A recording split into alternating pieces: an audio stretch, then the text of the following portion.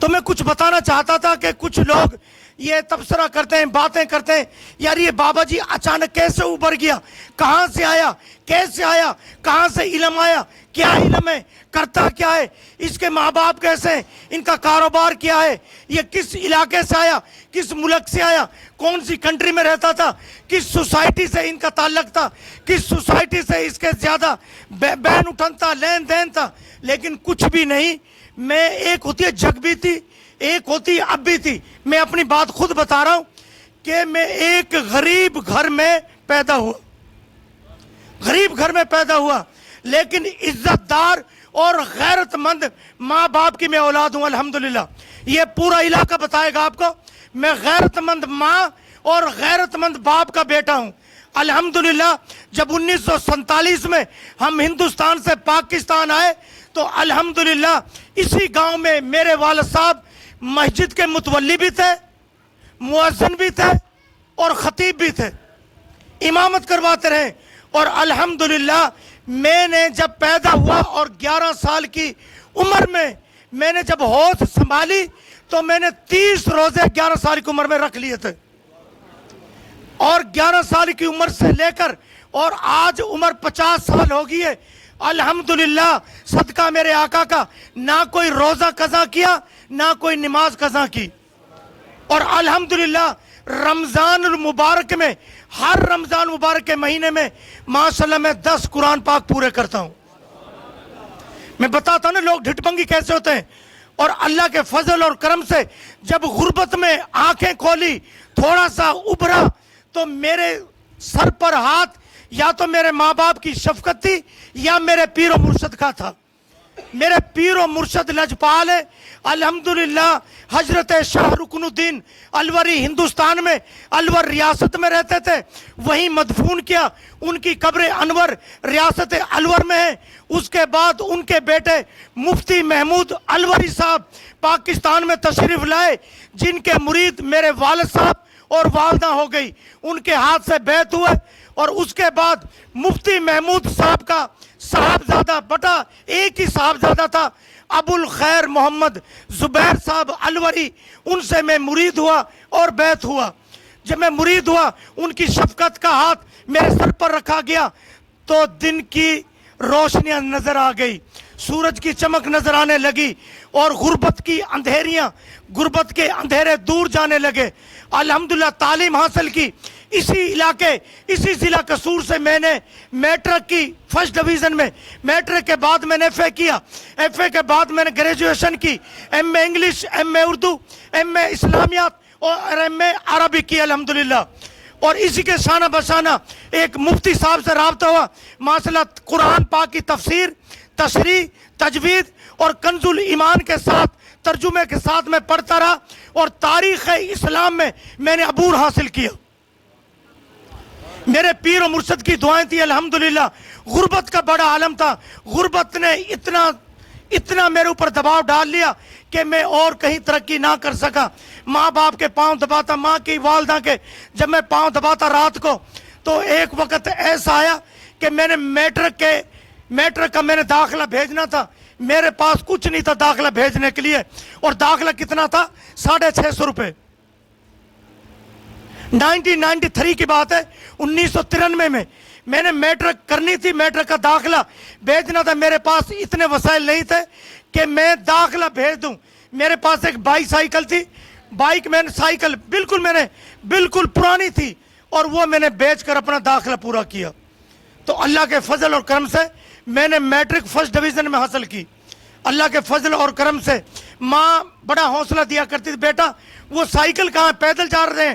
قصور میں پیدل جاتا تھا، قادمنڈ ہائی سکول میں پیدل جاتا، کینچی چپل ہوتی، راستے میں ٹوٹ جاتی اور ٹانکیوں سے میں باندھ لیتا، پھر چل پڑتا۔ خدا کی قسم میرے پاس یونیفارم نہیں تھی، ملیشیا کی یونیفارم چلتی تھی، میرے پاس یونیفارم نہیں تھی۔ میری ماں نے یہ سونا یوریا ببر شیر کی کھاد کی بوری ہوتی ہے کپڑے کی، خدا کی قسم اس پر رنگ چڑھاتی اور مجھے پہنا دیتی۔ آج جو میں نے وقت دیکھا، لوگ کہتے ہیں بابا جی پروان کیسے چڑھ گئے۔ میں ببر شیر کی بوری کو پہن کر ماشاءاللہ میں نے 3 سال گزارے، 3 سال، اور ہیڈ ماسٹر نے جب دیکھا کہ اس کا رنگ اتر گیا اور پیچھے ببر شیر کی تصویر نظر آ رہی ہے تو مجھے بلاتا، ببر شیر ادھر آ۔ میں شرمندہ ہو جاتا کہ میرے پیچھے سے ببر شیر کی تصویر نظر آ رہی ہے۔ گھر آتا ماں سے، پھر کہتا، پھر رنگ چڑھاتی، پھر ماشاءاللہ 2-3 مہینے میرے نکل جاتے۔ ان ایسی غربت کے عالم میں نے تعلیم حاصل کی۔ ایک وقت آیا کہ ہمارے گاؤں والے میرے پیر و مرشد کے اپنے اپنے گھر بلایا کرتے تھے۔ گاؤں کے چودھری اور نمبردار جو پیسے والے تھے پیر و مرشد کو دعوت دیتے، حضور ہمارے گھر تشریف لائیں اور کچھ دیر خطاب کریں، اس کے بعد آپ کی دعوت بھی ہے، آپ گھر میں تشریف لائیں۔ پیر و مرشد کچھ ظہر کی نماز کے بعد مسجد میں اپنا خطاب کر رہے تھے۔ 1995 میں خطاب فرما رہے تھے، ظہر کی نماز ادا کی، اور میری کوشش یہ تھی کہ میرے پاس اتنے وسائل ہوں میں اپنے پیر و مرشد کا کھانا بناؤں، میرے پیر و مرشد میرے گھر میں تشریف لائیں، لیکن میرے وسائل نہیں تھے، اتنے بھی نہیں تھے کہ میں 1 یا 2 مہمان کا کھانا کھلا دوں۔ تو میں کچی بیٹھک تھی، مٹی کے گھر تھے، میں نے کچی بیٹھک کو صفائی کی، چارپائی بچھائی، کھیس لگایا اور پنکھا لگا دیا، اور اخبار پڑھی ہوتی تھی اخبار میں نے رکھ دی وہاں۔ پیر و مرشد خطاب سے جیسے ہی فارغ ہوئے مسجد سے باہر نکلے، جن چودھریوں نے میرے پیر و مرشد کو بلایا تھا، جن کے گھر میں دعوت تھی، تو پیر و مرشد کو زبردستی سے مسجد میں سے کھینچ کر اپنے گھر کی طرف لے کے جا رہے تھے۔ حضور جلدی آئیں، حضور جلدی آئیں، کھانا ٹھنڈا ہو رہا ہے، آپ تشریف لائیں، آپ تشریف لائیں۔ اور میں اپنی بیٹھک پہ کھڑا کھڑا رو رہا تھا، قسم سے رو رہا تھا۔ میری ماں پیچھے کھڑی تھی، میرے باپ کھڑے تھے۔ میری ماں میرے باپ کو سمجھا رہی تھی کہ یہ بچہ تیرا پاگل ہو گیا، پتہ نہیں کیا بات ہے، ہمارے اتنے وسائل نہیں ہیں کہ پیر و مرشد ہمارے گھر میں تشریف لے آئے، کھانے کھونے کے وسائل نہیں ہیں، اور جن چودھریوں نے بلایا ہے پیر و مرشد نے تو وہاں جانا ہے، ہمارے گھر کہاں آئیں گے؟ آپ ویسے صفائی میں لگے ہوئے ہیں، چرپائیاں بچھائی ہوئی ہیں، کھیس بچھائے ہوئے ہیں۔ تو میں ایسے رو رہا تھا کھڑا کھڑا۔ پیر و مرشد جیسے ہی اپنی جوتی مبارک پہنی اور پہن کر باہر نکلے، ہمارے گاؤں کے نمبردار نے کہا، حضور جلدی چلیں، کھانا ٹھنڈا ہو گیا ہے، مہمان انتظار کر رہے ہیں، مہمان انتظار کر رہے ہیں۔ یہ ولیوں کی بات ہے، ولیوں کی۔ میرے پیر و مرشد کی نگاہ ولی دیکھیں، نگاہ کرم دیکھیں۔ میرے پیر و مرشد ابو الخیر محمد زبیر صاحب الوری نے ایک نظر نمبردار کی طرف اٹھائی، دوسری نظر میری طرف اٹھائی، اور نمبردار سے کہنے لگے، نمبردار صاحب کھانا ٹھنڈا ہو تو ہو جائے، میرا مرید روٹ گیا ہے، کہیں دل نہ ٹوٹ جائے میرے مرید کا۔ سب کو چھڑایا، جھنجھوڑا اور سیدھا میرے پاس چلے آئے، خدا کی قسم میرے پاس چلے آئے۔ اور جب میرے پاس آئے مجھے سینے کے ساتھ لگایا، مجھے سینے کے ساتھ لگایا۔ جب مجھے سینے کے ساتھ لگایا، میرے پیر و مرشد کی نسبت میرے اندر گھسی، میری آنکھیں کھلی۔ اللہ تعالیٰ نے ولیوں کی نسبت سے یہ مقام عطا فرما دیا، یہ مقام عطا فرما دیا۔ میرے پیر و مرشد کا بیٹا گھبرانا نہیں، برے وقت میں گھبرانا نہیں، برے وقت میں صبر کا دامن نہ چھوڑنا، اور اپنے پیر و مرشد کی نسبت کو نہ چھوڑنا، اپنے ماں باپ کے ادب کو نہ چھوڑنا، نہ ان کے احسان کو بھلانا۔ ایک وقت ایسا آئے گا، ایسا آئے گا، جتنے دن تو نے غربت میں گزار لیے ہیں، ایک وقت ایسا آئے گا پوری دنیا تیرے پیچھے پیچھے ہوگی، تو آگے آگے ہوگا۔ آج میرے پیر و مرشد کی وہ باتیں پوری ہوگی۔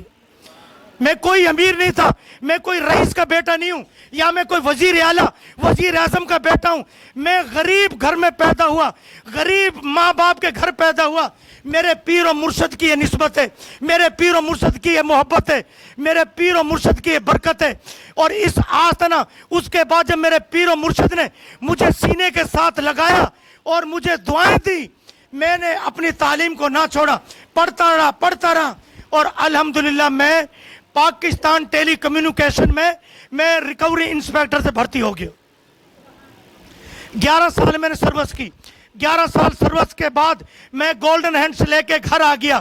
جب گھر آیا تو سوچا کہ اے رب العالمین، اے رب العالمین، پی ٹی سی ایل میں تو رشوت ہے، یا رب العالمین مجھے رزق حلال سے نواز دے۔ اے مالک، میں تیری عبادت بھی کرتا رہا ہوں، تیرے حبیب پہ درود و سلام بھی پڑھتا رہا ہوں، تیرے ولیوں کا ذکر بھی کرتا رہا ہوں، اور تیرے بندوں کی خدمت بھی کرتا رہا ہوں، خدمت خلق بھی کرتا رہا ہوں۔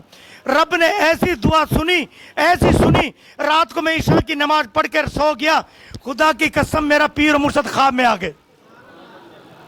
ابو الخیر محمد زبیر صاحب الوری جو کہ جمعیت علماء پاکستان کے صدر ہیں، ولی ہیں، نگاہ ولی میں وہ تاثیر دیکھی کہ بدلتی ہزاروں کی تقدیر دیکھی.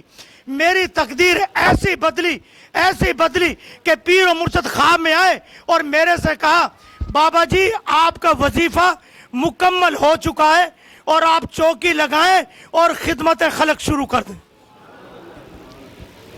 آپ اللہ کے بندوں کی اور سرکار کے امتیوں کی خدمت کرنی شروع کر دیں. پہلے دم میں شروع سے تھوڑا تھوڑا یعنی حاملہ بچیوں کو کرتا تھا، حاملہ ماؤں کو کرتا تھا، یا بچہ پیدا ہو جاتا نظر لگ جاتی تو میں نظر کاٹتا تھا چھری کے ساتھ. تو سرکار کی نسبت ایسی ہوئی کہ میں سیدھا ہی کینسر کا دم کرنا شروع کر دیا. اور میں گھر میں بیٹھ کے کرتا تھا، میرے پاس کوئی جگہ نہیں تھی. اسی گھر میں سونا اور اسی گھر میں مریضوں کو دم کرنا. اسی گھر میں میرے بچے ہوتے، اسی گھر میں میری بیوی ہوتی. تھوڑی سی جگہ تھی، 7 والی جگہ. میں پریشان ہو گیا. مریض دن پر دن بڑھنے لگے، بہت زیادہ تعداد میں ہو گئے. دعا کی رب العالمین کوئی جگہ تھا فرما دے. گاؤں والے جگہ اور نہیں دے رہے، حسد اور جلن شروع کر دیا ہے. اب میں جگہ کہاں سے لوں؟ تو اس جگہ پر میری بڑی بیٹی جن کی عمر 7 سال ہے، 7 سال بڑی بیٹی کو گنبد خضرا کی تصویر یہاں نظر آئی. اس چوکی کی جگہ پر میری بڑی بیٹی کو گنبد خضرا کی تصویر آئی. صبح اٹھی کہنے لگی پاپا. میں نے کہا ہاں جی.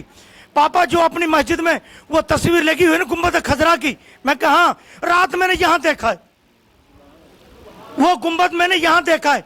ارے بیٹی یہاں تو گنبد خضرا آپ نے دیکھ کہاں لیا؟ یہاں تو روڑی کوڑا کرکٹ گاؤں والوں کا کوڑا کرکٹ پڑا ہوا ہے، آپ نے کہاں دیکھ لیا؟ کہتے پاپا میں نے یہاں دیکھا ہے.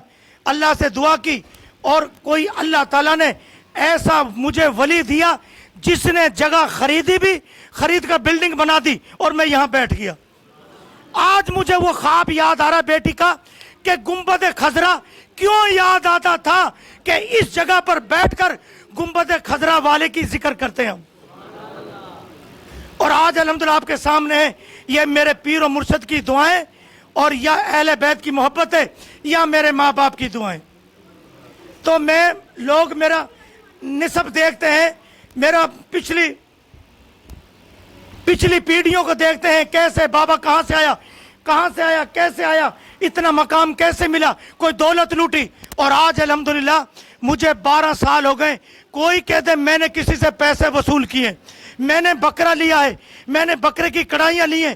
میں 70 گنا دینے کے لیے تیار ہوں، 70 گنا دینے کے لیے تیار ہوں. میڈیا کا کیا ہے؟ میڈیا تو برائی ڈھونڈتی ہے، اچھائی نہیں ڈھونڈتی. آج اللہ کے کرم سے یہی غریب جس کے گھر ایک بار ہانڈی پک جاتی اور دوسری بار ہانڈی نہیں پکتی تھی، کوئی رشتہ نہیں لیتا تھا، نہ بھائیوں کو دیتا تھا نہ بہنوں کا لیتا تھا، آج اللہ کا کرم دیکھے اسی بابا جی نے اللہ کے حکم سے 185 یتیم بچوں کی شادی کر دی. 185 یتیم بچوں کی شادی کر دی. آج جس کے پاس مسجد میں 10 روپے دینے کے لیے نہیں تھے، آج اللہ کے حکم سے 15 مسجدیں بن چکی ہیں. 15 مسجدیں. آج ہر مدرسے میں سولر پلیٹیں لگائی جا رہی ہیں 25-25 لاکھ کی، 15-15 لاکھ کی. اور حج مدرسے میں 1-1 لاکھ روپے مہینے کی ماشاءاللہ ہم طالب علموں کو لنگر دے رہے ہیں. تو یہ میری داستان تھی. لوگ ڈھونڈتے بھی تو میں خود بتا رہا ہوں اپنی زبان سے. میری جوتیوں کی دکان بھی تھی ماشاءاللہ. میں ڈیوٹی کے ساتھ ساتھ لاہور میں جوتیوں کی دکان چلایا کرتا تھا. آج اللہ کا کرم دیکھیں، برکت دیکھیں، آج میں 12 فرنچائز کا مالک ہوں.